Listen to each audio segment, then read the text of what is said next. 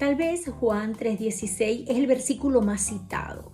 Es realmente una declaración de amor jamás vista antes. Y el contexto es una conversación entre Jesús y Nicodemo, un principal de los judíos, que al parecer no entendía bien el concepto espiritual de nacer de nuevo. Nacer de nuevo comienza con creer en Jesús. Dios no pone parches en la vida vieja ni hace reparaciones.